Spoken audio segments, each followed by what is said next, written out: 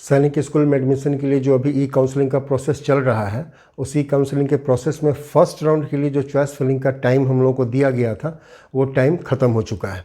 इसके बाद जो नेक्स्ट स्टेप होने वाला है वो होगा रिजल्ट आने का। तो रिजल्ट की जब बात चलती है तो 2 पॉइंट सबसे अधिक इम्पॉर्टेंट है। सबसे पहला ये कि रिजल्ट आएगा कब, और दूसरा ये कि रिजल्ट आने के बाद जो भी ऑप्शंस हम लोग के सामने रहेंगे उस पर हम लोग डिसीजन कैसे लेंगे। तो अभी इसी के बारे में हम आप लोगों को बतलाएंगे। इसको जरा आप लोग ध्यान से सुनिएगा। हम बताएंगे कि किस कंडीशन में आप लोग कौन सा डिसीजन लेते हैं और उस डिसीजन का असर आप पर क्या पड़ेगा, ये निश्चित रूप से आप लोग सुनने की कोशिश कीजिएगा। वैसे ये सारी चीज़ें गाइडलाइंस में SOP में बतलाई जा चुकी हैं, लेकिन वो PDF इतना ना लंबा हो जाता है कभी कभी कि सारे पेरेंट्स के लिए उसको पढ़ना मुश्किल हो या संभव नहीं हो पाता है कि सारे पेरेंट्स उसको पढ़ पाएँ। लेकिन उसमें जो भी जानकारी दी हुई है वो जानकारी या वो बातें आपके दिमाग में निश्चित होनी चाहिए जिस समय आप रिजल्ट पर एक्शन ले रहे हैं।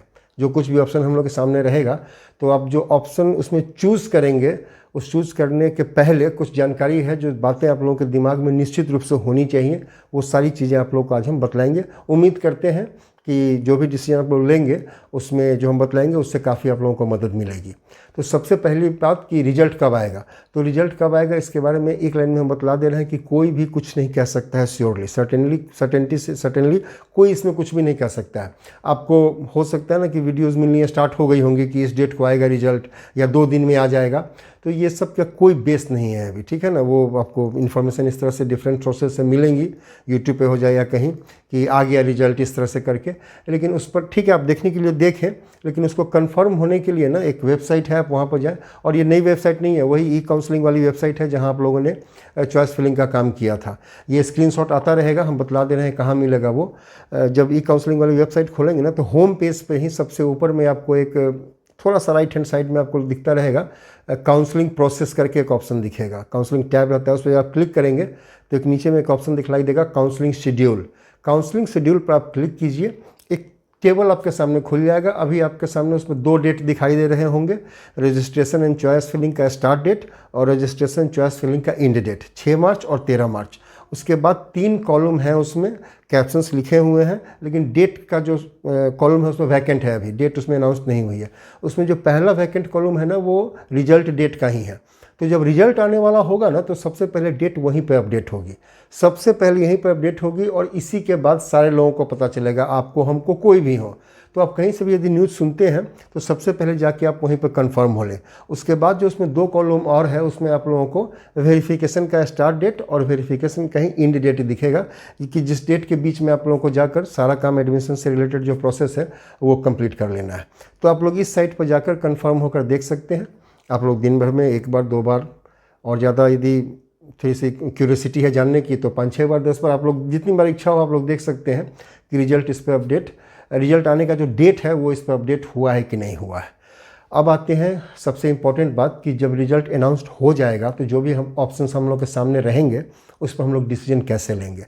तो इसको हम 2 पार्ट में बांटते हैं। पहला वो कंडीशन जब आपको किसी न किसी स्कूल में सीट अलॉट हो गई हो, कहने का मतलब कि आपका रिजल्ट हो गया, आपका सिलेक्शन हुआ किसी न किसी स्कूल में एडमिशन के लिए। और दूसरा पार्ट कि आपको कोई भी स्कूल, जितने भी आपने चॉइसेस दी थी उसमें किसी में भी आपको सीट अलॉट नहीं हुई। सबसे पहले हम लोग उस कंडीशन के बारे में बात कर लेते हैं जिसमें सीट अलॉट नहीं हुई है, क्योंकि उसमें काफ़ी कुछ कम ऑप्शंस हैं, जल्दी से उसकी बात हो जाएगी।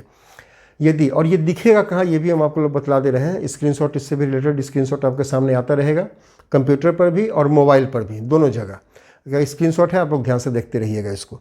जब आप लोग लॉगिन करेंगे, जो ई काउंसलिंग का वेबसाइट है ना, जिस यूज़र नेम और पासवर्ड से आप लोगों ने चॉइस फिलिंग के लिए लॉगिन किया था उसमें आप लॉगिन करेंगे तो लेफ्ट हैंड साइड में आपको 3 ऑप्शन दिखाई देगा।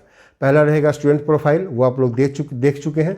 सेकेंड ऑप्शन रहेगा चॉइस फिलिंग, वो आप लोग कर चुके हैं। और तीसरा ऑप्शन उसमें रहेगा स्टूडेंट रिजल्ट। अभी जब आप उस पर क्लिक करेंगे ना तो वो वैकेंट होगा, उस पर लिख रहा है कि अभी तक रिजल्ट अनाउंस नहीं हुआ है। जब रिजल्ट अनाउंस होगा तो उस पर लिखा हुआ आएगा। यदि आपको किसी भी स्कूल में कोई सीट मिली है जो अपनी चॉइस फिलिंग दी थी उसमें किसी स्कूल में यदि आपको कोई सीट मिली है तो उस स्कूल का नाम लिखा रहेगा और कुछ ऑप्शंस रहेंगे। यदि सीट अलॉट नहीं हुई है तो सॉरी करके कुछ लिखा रहेगा कि सीट आपको नहीं मिली है और वहाँ कुछ ऑप्शंस रहेंगे। यदि आपको सीट नहीं मिली है तो आपको 2 ऑप्शन वहाँ पर दिखलाई देगा। पहला ऑप्शन रहेगा रिकंसिडर का और दूसरा ऑप्शन रहेगा एग्जिट का। एग्जिट का मतलब होता है कि सीट तो हमको नहीं ही मिली और अब हम फर्दर एडमिशन प्रोसेस में कुछ भी आगे नहीं बढ़ना चाहते हैं। इस साल की कहानी हम यहीं पर ख़त्म करना चाहते हैं, अब हमको कुछ नहीं करना है। आप एग्ज़िट पर क्लिक कीजिए और उसको कंफर्म कीजिए, तो आपकी जो जर्नी है, ये पूरा चल रहा है, ये जर्नी इस साल ख़त्म हो गई, आप ये समझ लीजिए।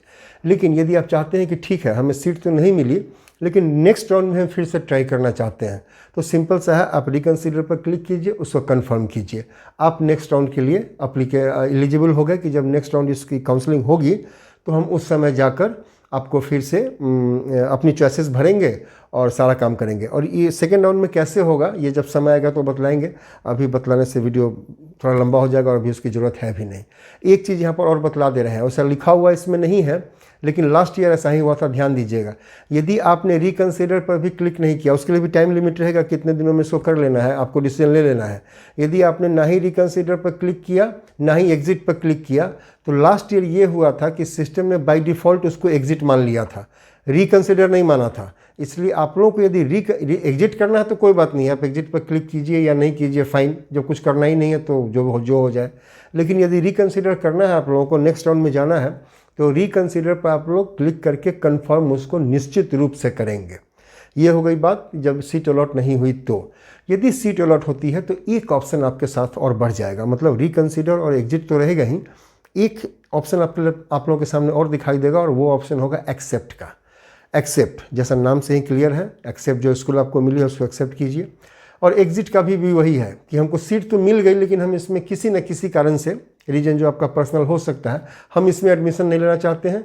और ये भी कि हाँ इसमें नहीं हुआ तो हम किसी में नहीं लेना चाहते हैं, या रीजन और भी जो कुछ भी हो, लेकिन अब हम सीट अलॉट हुई है हमें, लेकिन अब हम न इसमें एडमिशन लेना चाहते हैं और न फर्दर राउंड में जाना चाहते हैं। यहाँ भी हम अपनी कहानी ख़त्म करना चाहते हैं। आप एग्जिट पर क्लिक कीजिए, कन्फर्म कीजिए, बात वहीं पर समाप्त हो जाएगी। अब आगे के लिए कुछ भी नहीं है उसमें आपके लिए। यदि रिकंसिडर, यहाँ भी आप रिकंसिडर कर सकते हैं। कहने का मतलब, पहले हम एक्सेप्ट बतला दे रहे हैं, उसमें कम है। रिकंसिडर यहाँ पर सबसे अधिक क्रूशियल होने वाला है। वहीं पर लोग, मैक्सिमम लोगों को जो कहते हैं ना डायलेमा में होना कि क्या करें नहीं करें, उसी रिकंसिडर पर आएगा। उस कंडीशन में रिकंसिडर जब सीट अलॉट हो चुकी है तो उसके बारे में बाद में बतलाते हैं। पहले हम बतलाते हैं एक्सेप्ट। वो काफ़ी आसान है कि आपको स्कूल मिला, आप अल्टीमेटली सब कुछ सोच विचार करने के बाद आपने ये डिसीजन लिया कि ठीक है हमको इसी स्कूल में एडमिशन लेना है, तो आप एक्सेप्ट पर क्लिक करेंगे और उसको कंफर्म करेंगे। जैसे ही आपने एक्सेप्ट पर क्लिक किया, एक दो चीज़ें वहीं पर श्योर हो जाती हैं, वो याद रखिएगा। पहली बात कि अब आपका जो भी होना है उसी स्कूल में होना है, एडमिशन होगा या नहीं होगा उसी में होना है। अब आप फर्दर राउंड में भी कभी पार्टिसिपेट नहीं कर पाएंगे। किसी कारण से यदि आपका एडमिशन नहीं हो पाया, फिजिकली अनफिट होने की वजह से या डॉक्यूमेंट में कमी होने की वजह से, तो आप नेक्स्ट राउंड में भी नहीं जा पाएंगे। ऐसा कहीं लिखा हुआ नहीं है लेकिन लास्ट ईयर ऐसा ही हुआ था। और ये सही बात भी है कि जब आपने एक बार उसको एक्सेप्ट कर लिया है सीट को, तो आपको फर्दर राउंड में मौका नहीं मिला। आप लोग कम से कम अभी, अब हो सकता है कि आगे कहीं अलाउ कर दे कि ठीक है फर्स्ट राउंड में जिनका सिलेक्शन हो गया था, एक्सेप्ट भी किया था, लेकिन किसी कारण से यदि उनका एडमिशन नहीं हो पाया, तो इस कंडीशन में यदि नहीं हो पाया है तो आप फिर से आकर ही काउंसलिंग में पार्टिसिपेट कर सकते हैं। ऐसा हो जाए तो सो गुड। लेकिन अभी के कंडीशन में आप लोग ये मान के चलें कि जैसे ही आपने उसको एक्सेप्ट किया, अब आपका एडमिशन होना या ना होना उसी स्कूल तक लिमिट हो जाएगा, फर्दर आपको मौका नहीं मिलेगा। अभी आप यदि ऐसा मान के चलते हैं तो ये आपके लिए काफ़ी सेफ हो जाएगा, ठीक रहेगा। दूसरी बात, रिकंसिडर पे आते हैं। आपको स्कूल तो सीट तो अलॉट हो गई, लेकिन किसी न किसी रीजन से आप उस स्कूल से या उस स्कूल से आप सेटिस्फाइड नहीं है, जिसमें चाहते थे उसमें नहीं मिला। रीज़न कुछ भी हो सकता है, लेकिन आप सेटिस्फाइड नहीं हैं अपने उस अलॉटमेंट से। लेकिन आप ये भी सोच रहे हैं कि मौका है कि हम अगले राउंड में जाएं तो हमको फिर से सीट मिल जाए, तो आप इस कंडीशन में रिकंसिडर पर क्लिक कर सकते हैं। यहाँ पर हम एक बात बतला देना चाहते हैं आप लोगों को कि जैसे ही आप रिकंसिडर करेंगे, इसके 2-3 मतलब होते हैं, उसको ध्यान से सुन लीजिएगा। रिकंसिडर का मतलब हुआ, रिकंसिडर और कंफर्म आपने किया, उस वहीं से हमें 1-2 बातें क्लियर हो गई कि जो सीट आपको अलॉट हुई है उसको आपने छोड़ दिया, उसको आपने सरेंडर कर दिया। अब आप उस पर कभी क्लेम नहीं कर पाएंगे और उसको छोड़कर आप सेकेंड राउंड में जा रहे हैं। ऐसा बिल्कुल भी नहीं सोचिए कि सेकेंड राउंड में हम गए और किसी न किसी रीजन से हमको सीट अलॉट नहीं हुई, या फिर कुछ ऐसा स्कूल मिल गया जो कि पहले वाले से भी हमको ज़्यादा नापसंद है, तो आप सोचिए कि इसको हम छोड़ के फिर पहले वाले राउंड के अलॉटमेंट का सीट पर क्लेम कर लें, तो ऐसा नहीं हो पाएगा। ये आप लोग 100 बार इस चीज़ पर जरूर सोचिएगा। और ऐसा हम इसलिए कह रहे हैं क्योंकि हर एक राउंड के बाद नंबर ऑफ़ सीट्स जो है हर एक स्कूल में वो काफ़ी बुरी तरह से कम होती चली जाएंगी। तो फर्स्ट राउंड में यदि किसी स्कूल में आपको सीट नहीं मिली है, तो उसी राउंड में, उसी स्कूल में सेकेंड राउंड में या अगले राउंड में सीट मिल जाने की जो पॉसिबिलिटी है वो काफ़ी कम हो जाएगी, क्योंकि नंबर ऑफ़ सीट्स ही काफ़ी कम हो जाएंगे। हम ये नहीं कह रहे कि किसी को नहीं मिलेगा, हो सकता है कि 1-2 बच्चे को मिल जाए, लेकिन बस वो 1-2 बच्चे तक या कुछ बच्चे तक ही लिमिट होकर रह जाएगा। जनरली किसी को इसकी पॉसिबिलिटी कि हाँ पहले राउंड में सीट नहीं मिली उस स्कूल में और उसी स्कूल में अगले राउंड में सीट मिल जाए सेम नंबर पे, तो इसकी पॉसिबिलिटी काफ़ी कम है। तो और ये भी हो सकता है कि आप एक सीट को छोड़कर सेकेंड राउंड में गए और सेकेंड राउंड में आपको कोई भी स्कूल में, किसी भी स्कूल में कोई भी सीट अलॉट नहीं हुई।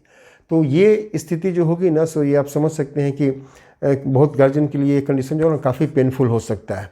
तो ये जो आप लोग सीट अलॉटमेंट के बाद भी यदि आप रिकन्सिडर कर रहे हैं, तो हम आप लोगों को निश्चित रूप से स्ट्रांगली सजेस्ट करना चाहेंगे कि ये रिकन्सिडर करने से पहले आप लोग 100 बार कम से कम ज़रूर सोचें।